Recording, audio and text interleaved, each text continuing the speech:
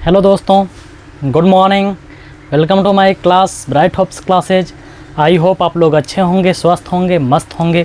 आइए आज हम लोग कक्षा 10वीं की जो अगली वीडियो है उस अगली वीडियो में चलते हैं।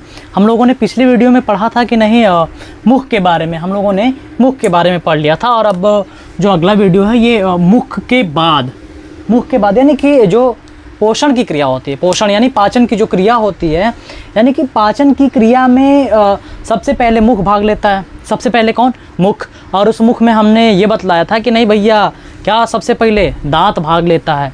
उठाते हैं खाना उठाएं, दांत आगे भाग लिया, फिर दांत के बाद जिह्वा पकड़ के खींच देता है, पीछे जाता है। फिर उसके बाद जिह्वा पे कलिकाएं होती हैं। वे कलिकाएं क्या करती हैं कि वे कलिकाएं सबसे पहले सभी स्वाद कलिकाओं तक पहुंचा देती हैं। उससे पहले जो होता है आपका जो दांत होता है, वो दांत चारों प्रकार के, ये दांत कूचने काटने के काम में आते हैं। फिर उसके बाद जो होता है वो आपका तीसरा जो होता है वो तालु होता है। तालु क्या करता है? ऊपर से भोजन को दबा करके वो क्या करता है? लुगदी बनाने का काम करता है। फिर लार ग्रंथियाँ होती हैं, लार ग्रंथियाँ आपस में मिला करके, यानी कि कहते हैं ना एक आटा चक्की मशीन, यानी कि आज के समय में नई यंत्र आ गए हैं। उसमें से एक यंत्र ऐसा आ गया है कि जो जैसे आटा गूंथने का मशीन आप देख रहे होंगे ना, जो आटा गूंथने का मशीन होता है, वो आटा गूंथने का मशीन क्या है? यानी कि आटा रख दिए, पानी डाल दिए, घुमाएं बस। उसी प्रकार से जो लार ग्रंथियाँ होती हैं, वो लार ग्रंथियाँ जीभ और तालु ऊपर से दबाया रहता है, जिह्वा उसी में गति करवाता है।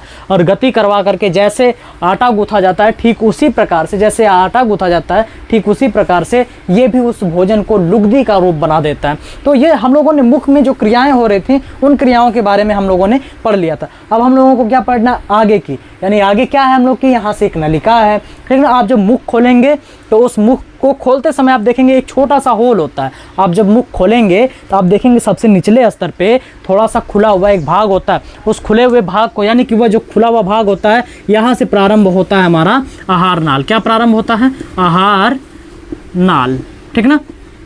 यहाँ से क्या प्रारंभ होता है? आहार नाल। ये आहार नाल जो होता है, इस आहार नाल की जो लंबाई होती है वो होती है 8 से 10 मीटर। अच्छा, ये देखिए कितनी लंबी 8 से 10 मीटर, 8 से 10 मीटर लंबी। यहाँ से लेकर के हमें हमारे गुदा द्वार तक फैली एक रचना होती है, संरचना होती है, जिसकी लंबाई 8 से 10 मीटर होती है। और ये 8 से 10 मीटर जो लंबी संरचना है, देखिए कितनी बड़ी संरचना है। और हमारे इस छोटे से शरीर में, यानी कि क्या है, हमारा ये जो धड़ है, इस धड़ के अंदर ही वो पूरी की पूरी समाहित हो गई कि नहीं। तो देखिए जो आहार नाल है ना, इस आहार नाल के अंतर्गत भी बहुत सारी, आहार नाल के अंतर्गत बहुत सारे जो अंग हैं वे अंग आते हैं। ये आहार नाल क्या है? हमारे मुख गुहिका से लेकर के गुदा द्वार तक फैली एक संरचना होती है, जिसे हम क्या कहते हैं? आहार नाल कहते हैं, ठीक ना। आहार नाल की लंबाई कितनी? तो 8 से 10 मीटर होती है। इस आहार नाल में देखिए, यहाँ से जब आहार नाल प्रारंभ होता है, मुख से हमारे यहाँ से जब आहार नाल प्रारंभ होता है ना, तो यहाँ से प्रारंभ के बाद सबसे पहले यही होता है एक अंग, जिसे हम कहते हैं आमाशय। जिसे हम क्या कहते हैं? आमाशय। अपने भोजपुरी भाषा में या हिंदी भाषा में जिसे हम कहते हैं भैया का पेटवा बहुत बड़ा है। तो पेटवा क्या है? पेटवा को ही हम अमाशय कहते हैं। क्या कहते हैं? अमाशय कहते हैं। अमाशय देखिए, अमाशय एक थैली की भांति होता है। थैली माने एक तो झोला की भांति होता है। एक तो झोला होता है ना, झोला बैग की तरह होता है। और ये बैग जिसे देखेंगे आप, बैग थोड़ा सा मोटा होता है, चौड़ा होता है। उसी प्रकार से जो हमारा अमाशय होता है, वो अमाशय भी थोड़ा सा मोटा होता है, थोड़ा सा चौड़ा होता है। तो अमाशय की अगर मोटाई पूछ दिया जाए, इसका व्यास पूछ दिया जाए, तो इसका जो व्यास होता है वो होता है 25 सेंटीमीटर। कितना होता है? 25 सेंटीमीटर, ठीक ना। देखिए आहार नाल की जो सबसे पहली अंग है, आहार नाल का जो सबसे पहला अंग, यानी कि देखिए क्या होता है कि यहाँ से हम भोजन जब किए, भोजन करने के बाद यहाँ लुगदी बनी, और उस लुगदी के बाद लुगदी बनी मुंह में, यानी कि ऊपर से तालु दबाया, नीचे से जिह्वा उसमें, यानी कहने का मतलब है वो आटा जैसे गूंथा जाता है वैसे इसमें गूंथा जाता है। और उसमें पानी मिलाने का काम कौन कर रहा है? तो लार ग्रंथियाँ मिलाने का कार्य कर रहे हैं। और ये सभी के सभी मिला करके उसको आगे की तरफ ढकेल देते हैं, तो ये जो आगे की तरफ ढकेलती है ना, तो ये सबसे पहले आहार नाल की सहायता से, यानी कि ये जो नली है, इस नली की सहायता से सबसे पहले किस अंग में जाता है? तो सबसे पहले अमाशय में जाता है। कहाँ जाता है? अमाशय। अमाशय क्या होता है? अमाशय को हम पेट कहते हैं। क्या कहते हैं? पेट, ठीक है ना। पेट कहते हैं ना, भैया पेट है हमारा, पेट हमारा बहुत बड़ा सा है। लोग कहते हैं ना, भैया का पेट बहुत बड़ा सा, बहुत ज़्यादा भोजन खा रहे हैं। तो वही चीज़ अमाशय क्या है? अमाशय हमारे पेट को ही अमाशय कहते हैं। अमाशय की लंबाई 25 सेंटीमीटर, अमाशय की लंबाई नहीं, अमाशय का व्यास मतलब चौड़ाई कितना है? 25 सेंटीमीटर। अमाशय की दीवार पर, जैसे मान लीजिए ये जो दीवार है, यहाँ देखिए ये आहार नाल, और इस आहार नाल में ये बड़ा सा पेट, जिसे हम कहते हैं अमाशय। इसे क्या कहते हैं? अमाशय। अमाशय को ही हिंदी भाषा में हम पेट कहते हैं, उदर कहते हैं। देखिए ये जो अमाशय है ना, इस अमाशय की दीवारों पे इस पे छोटी छोटी ग्रंथियां पाई जाती हैं। वो ग्रंथियां कौन सी ग्रंथियां होती हैं? तो जठर ग्रंथियां पाई जाती हैं। कौन सी? जठर ग्रंथियां पाई जाती हैं। अब ये पूछ देता है कि भैया आप बताइए कि अमाशय जो होता है, जो पेट होता है, उस पेट पे जठर ग्रंथियों की संख्या कितनी होती है? तो इस पर लगभग 2.5 से 3 करोड़। कितनी होती है? 2.5 से 3 करोड़ तक की, 3 करोड़ तक की इस पे जठर ग्रंथियां पाई जाती हैं। अमाशय की दीवार पे लगभग 2.5 से लेकर के, यानी कि 2.5 से लेकर के 3 करोड़ तक की जठर ग्रंथियां, छोटी छोटी जठर ग्रंथियां पाई जाती हैं। और इस जठर ग्रंथियों पे, या ये अमाशय जो होता है, ये अमाशय 4 भागों में बटा होता है। जो सबसे पहला भाग होता है, इस सबसे पहले वाले भाग को हम कहते हैं कार्डियक। क्या कहते हैं? कार्डियक कहते हैं। सबसे पहला वाला भाग को कार्डियक कहते हैं। इसके बाद देखिए ये कार्डियक, इसके बाद जस्ट थोड़ा सा और आगे जो होता है वो होता है दूसरा भाग, यानी कि ये हमारा दूसरा भाग, ये हमारा पहला भाग। दूसरे भाग को हम कहते हैं फंडिक। क्या कहते हैं? फंडिक कहते हैं। जो दूसरा वाला भाग होता है उस दूसरे वाले भाग को फंडिक कहते हैं। और जो सबसे अंतिम भाग होता है, जैसे ये जो सबसे अंतिम भाग होता है, इस अंतिम भाग को हम कहते हैं पाइलोरिक। पाइलोरिक कहते हैं। क्या कहते हैं? पाइलोरिक कहते हैं। हमारे पेट के कितने भाग हैं? 4 भाग। यहाँ पहला हो गया कार्डियक, दूसरा हो गया फंडिक, तीसरा होगा पाइलोरिक, और जो चौथा होगा यहाँ से जो शेष बचा हुआ भाग है, इस शेष बचे हुए भाग को हम कहते हैं शेषाग्र। शेषाग्र, ठीक ना। ये जो शेषाग्र होता है, इस शेषाग्र में ही भोजन 2 से 2.5 घंटा तक रहता है। अभी हम खाना खाएं, खाना खाने के 2.5 घंटा बाद तक, यानी 2.5 घंटे तक इसमें भोजन को क्या किया जाता है? इसके अंदर जो जठर ग्रंथियाँ होती हैं, वो जठर ग्रंथियाँ इसको पीटती हैं, ठीक ना, पीटती हैं, कूचती हैं। और इसमें पीटने पाटने के बाद इसमें जो जठर ग्रंथियाँ पाई जाती हैं, इसके अंदर जो जठर ग्रंथियाँ पाई जाती हैं, ये जठर ग्रंथियाँ से जो रस निकलता है, उस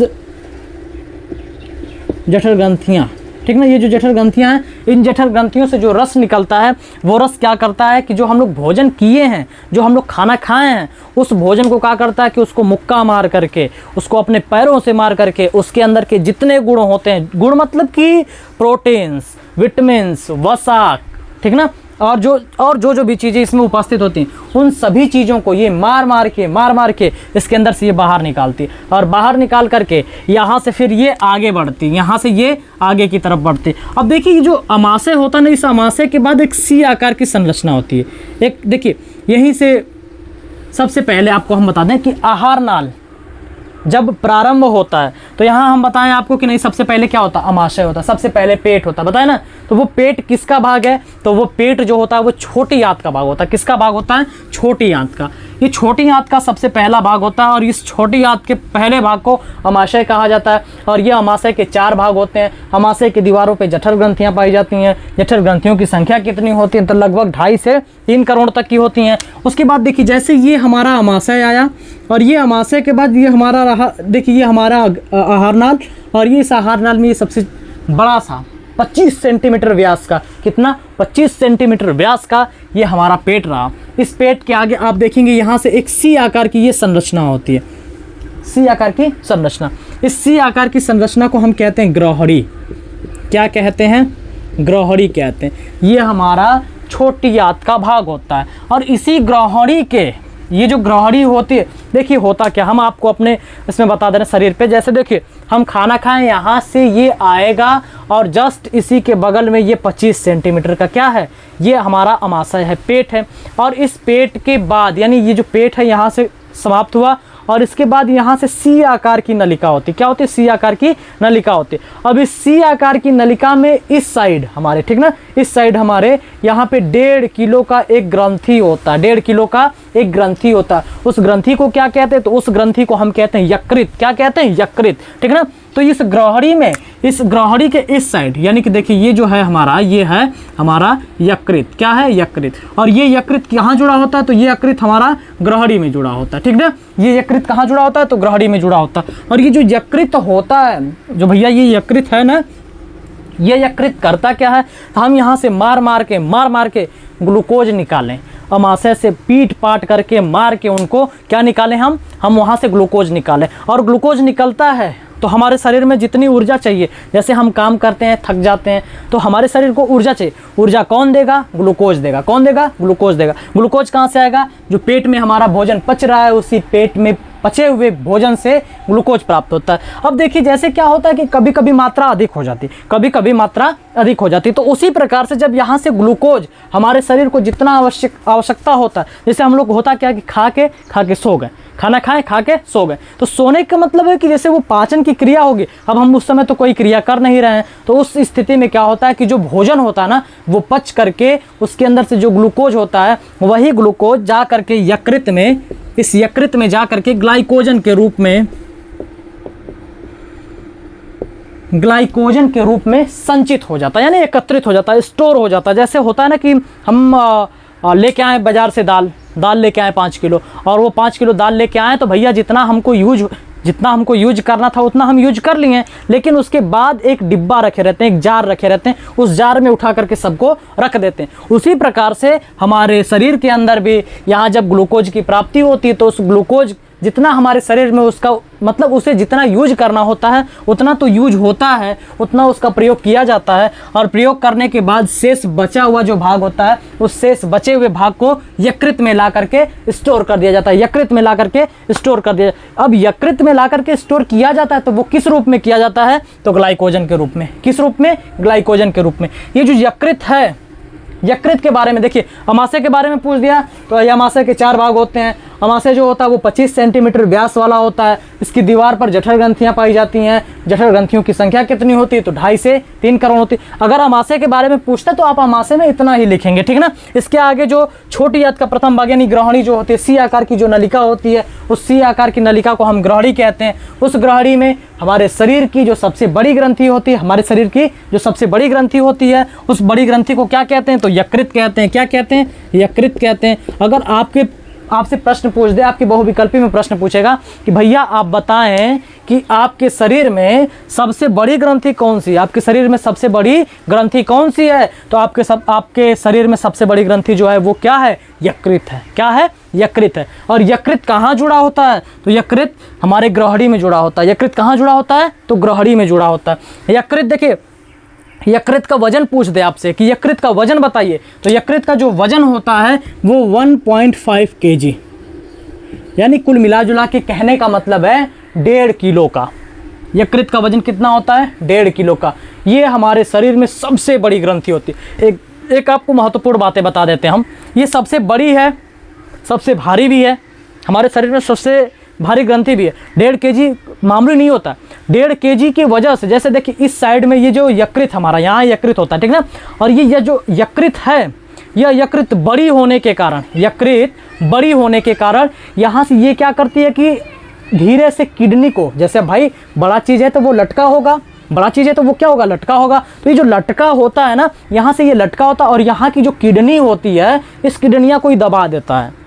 जैसे आपके घरों में आप देखे होंगे कि कोई बड़ा सा पेड़ है तो वो अगर नीचे से कोई पनप रहा हो, नीचे से कोई अगर उपज रहा हो तो उस उपजते हुए पौधे को दबा देता है। तो उसी प्रकार से जो यकृत 1.5 किलो का है, ये ऊपर से लटक करके किसको दबा देता है, किडनियाँ को दबा देता है। और किडनियाँ यहाँ की छोटी हो जाती है। किडनियाँ क्या होती है, छोटी हो। अब इधर की जो किडनी है, इस किडनी की अपेक्षा इधर की जो किडनी होती है, ये किडनी छोटी होती है, ठीक ना। जो दायां किडनी होता है आपका, वो दायां किडनी बाएं किडनी की अपेक्षा छोटी होती है। छोटी क्यों होती है, तो यकृत की वजह से। यकृत की वजह से क्यों, तो यकृत जो होता है ये 1.5 किलो का होता है और जा करके किडनियां को दबा देता है ऊपर से। ये किडनी को क्या करता है, दबा देता है। तो देखिए ये जो यकृत है ये सबसे बड़ी ग्रंथि है। इसका जो रंग होता है वो रंग होता है लाल और भूरा रंग, लाल और भूरा रंग। देखिए ये जो यकृत होती है ना, इस यकृत में विभाजन के बाद वृद्धि करने की सबसे अधिक क्षमता पाई जाती है। इसका मतलब क्या है, इसका मतलब समझिए कि जैसे यकृत है ना, ये मान लीजिए ये यकृत है आपका, ठीक ना, ये यकृत रहा, ये यकृत है। और ये जो यकृत है, इस यकृत के हम भाग को अगर मान लीजिए ये कट गया किसी माध्यम, किसी तरह से ये कट गया, ठीक ना, तो ये कटने के बाद 24 घंटा में ही, कितना, 24 घंटा। 24 घंटा में ये पूरी की पूरी अपनी फिर से संरचना उतनी बना लेगा। क्यों बना लेगा? क्योंकि इसमें एक विशेष प्रकार की, कैसी विशेष प्रकार की कोशिका पाई जाती है। उस विशेष प्रकार की कोशिका का नाम क्या है? तो कूफर, ठीक है ना, कूफर कोशिका। ये जो कूफर कोशिका होती है, ये कूफर कोशिका क्या करती है कि जितने तेज कटेगी उतने तेज बढ़ेगी। जैसे आज के समय में नारा चल रहा है ना, कटोगे तो बटोगे, लेकिन ये कटोगे तो जुड़ोगे। इनका नारा क्या है? कटोगे तो जुड़ोगे। तो वही चीज़ है, कूफर कोशिका क्या है? तो कूफर कोशिका जब आपस में मिलती हैं तो यानी कि वो बहुत तेज गति से, जब वो कटती हैं तो बहुत तेज कहती हैं, भैया अगर हमारा हाथ काटो ना तो हम अपना बहुत तेज हाथ बढ़ाएंगे, अगर आप हमारा हाथ काट दो तो हम बहुत तेज बढ़ाएंगे। तो उसी प्रकार से जो यकृतवा होता है ना, ये यकृतवा में अगर किसी तरह से कोशिका विभाजन हो गया तो ये कोशिका विभाजन के 24 घंटा बाद ये पूरी की पूरी संरचना अपनी पूर्ण कर लेता है। तो देखिए 24 घंटा में, और ये कितना इसका वजन होता है? 1.5 किलो का होता है। इसमें कोशिका कौन सी पाई जाती है? कूफर कोशिका पाई जाती है। कूफर कोशिका क्या होती है? तो वह कोशिका जिसमें विभाजन की क्षमता बहुत अत्यधिक होती है। विभाजन के बाद जनन की क्षमता बहुत अत्यधिक होती है। अब विभाजन हो रहा है, मैंने कहने का मतलब हमारा क्या है, इसको समझिए। इसको हम विभाजित किए, क्या किए? विभाजित मतलब काट दिए, और काटने के बाद अभी तुरंत क्या करेगा? जनन करेगा। ये जनन करेगा, और जनन करके क्या करेगा? फिर उतनी संरचना बना लेगा। यानी कि क्या इसको कह सकते हैं कि ये जो कोशिकावा होती है ना, ये कोशिका, ठीक ना, ये कोशिका बच्चों को पैदा करने की मशीन होती है। कहने का मतलब क्या है कि कोशिका जल्दी जल्दी जल्दी जल्दी बना करके अपने बच्चों का निर्माण कर रहे, और वो बच्चे तुरंत जाके घर को पूर्ति कर दे रहे हैं, घर को जा करके भर दे रहे हैं। तो इसीलिए इसको हम कहते हैं कि कोशिका विभाजन के बाद अत्यधिक मात्रा से जनन करने की क्षमता किस कोशिका में पाई जाती है? तो कूफर कोशिका। कूफर कोशिका कहाँ पाई जाती है?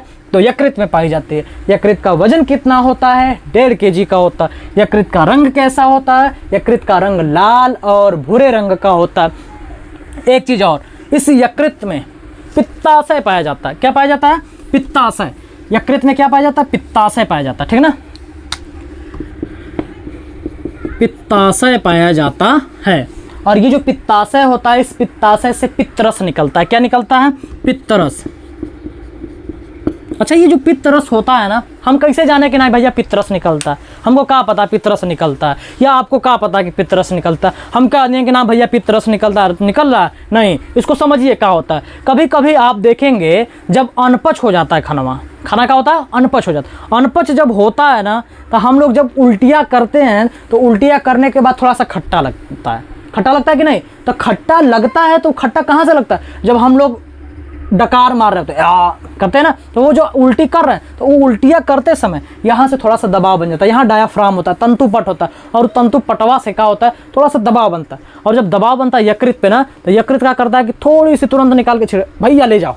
तो अभी यहाँ से पित्तरस जो होता है ना, वो पित्तरस तुरंत निकल जाता है, और वो निकल करके जब मतलब हमारे आहार नाल से जब हमारे मुख में आता है, तो हमारा जी जो होता है ना, वो मिचलाने लगता है, यानी बड़ा खट्टा खट्टा सा लगता है। करें अरे यार, उल्टी होने के बाद पता नहीं कैसा गला लग रहा है। तो वही चीज़ होता है। क्यों होता है भैया? पित्तरस पाया जाता है। पित्तरस कहाँ पाया जाता है? तो हमारे यकृत में। यकृत के किस भाग में? पित्ताशय में पाया जाता है, ठीक ना। तो देखिए एक चीज़ और होता है कि जो पित्ताशय, मान लीजिए ये यकृत है, ठीक, और यहाँ पे ये हमारा पित्ताशय है, ये हमारा पित्ताशय। तो इस पित्ताशय के ऊपर 2 वर्णक पाए जाते हैं, 2 तत्व पाए जाते हैं। वो 2 तत्व कौन कौन से हैं? तो एक होता है बिलिरुबिन, एक क्या होता है? बिलिरुबिन, और एक होता है बिलिवर्डिन। एक होता है बिलिरुबिन, एक होता है बिलिवर्डिन। बिलिरुबिन क्या करता है? बिलिवर्डिन क्या करता है? तो बिलिरुबिन जो होता है ना, इस बिलिरुबिन में एक पदार्थ होता है, या इस बिलिरुबिन से देखिए, इसके ऊपर यहाँ से ये हो गया हमारा बिलिरुबिन। ये क्या हो गया? बिलिरुबिन। और ठीक ना, और इसके आगे आप जब बढ़ेंगे यहाँ, तो ये जो होता है ये बिलिवर्डिन होता है। बिलिरुबिन क्या होता है? बिलिरुबिन से एक पदार्थ निकलता है, यानी कि देखिए पित्ताशय के ऊपर वाला भाग है, वहाँ हल्का सा पीला रंग का थैली पाई जाती है, और वो थैलिया को हम कहते हैं बिलिरुबिन। और वो जो बिलिरुबिन होता है, उसके अंदर का जो पीला रंग होता है, वो पीला रंग में एक पदार्थ पाया जाता है जिसे हम कहते हैं यूरोक्रोम। क्या कहते हैं? यूरोक्रोम।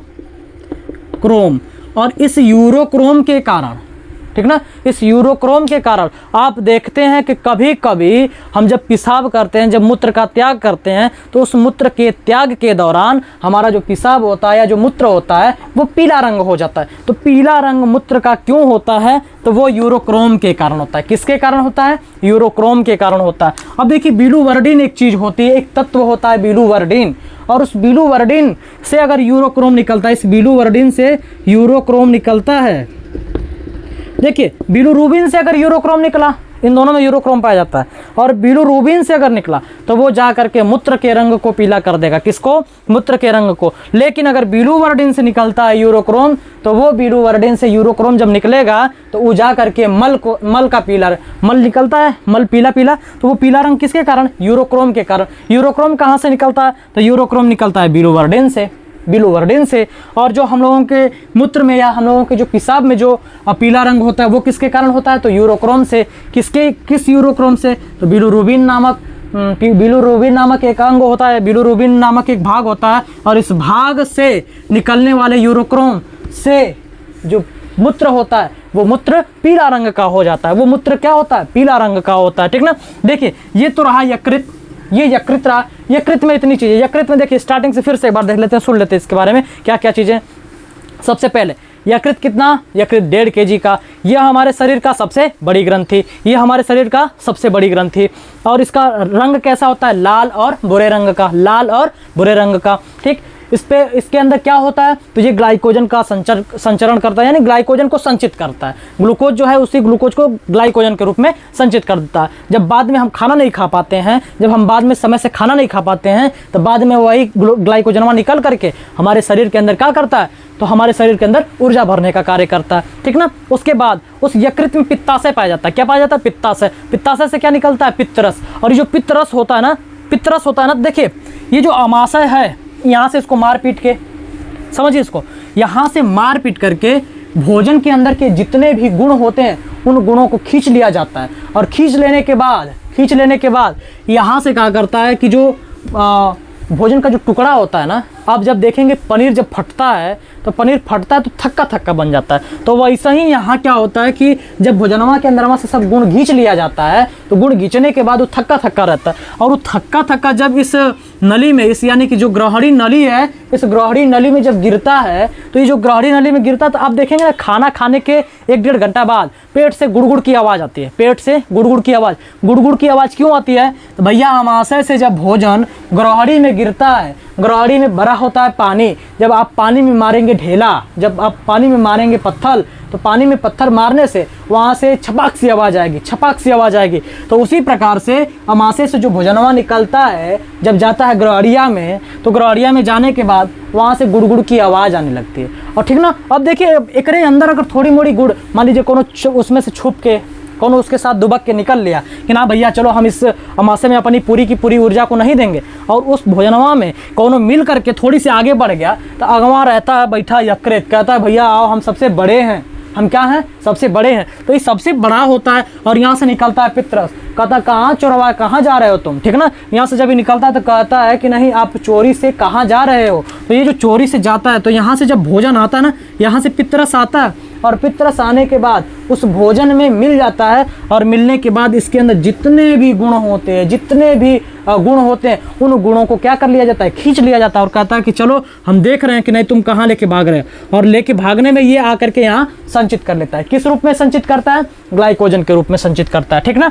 फिर उसके बाद अब देखिए यकृत जो था, उस यकृत में बिलुरुबिन और बिलुवर्डिन पाया जाता है। क्या क्या पाया जाता है? बिलुरुबिन और बिलुवर्डिन। बिलुरुबिन में कौन सा पदार्थ पाया जाता है? यूरोक्रोम पाया जाता है। बिलुवर्डिन में कौन सा पदार्थ? यूरोक्रोम। बिलुरुबिन में जो यूरोक्रोम पाया जाता है, वो यूरोक्रोम क्या करता है? तो मूत्र का पीला रंग बनाने में कार्य करता है। बिलुवर्डिन यूरोक्रोम क्या करता है? तो बिलुवर्डिन का यूरोक्रोम मल को पीला रंग प्रदान करता है। तो ये हो गया हमारा यकृत, अमाशय हो गया, अमाशय के साथ साथ यकृत हो गया। अब देखिए यहीं पे एक बड़ी सी ये ग्रंथि होती है जिसे हम कहते हैं अग्नाशय। यहाँ ये देखिए हमारे शरीर की दूसरी सबसे बड़ी ग्रंथि जो होती है वो होती है अग्नाशय। अमाशय के नीचे अग्नाशय स्थित होता है। तो देखिए जो अग्नाशय है, ये अग्नाशय हमारे शरीर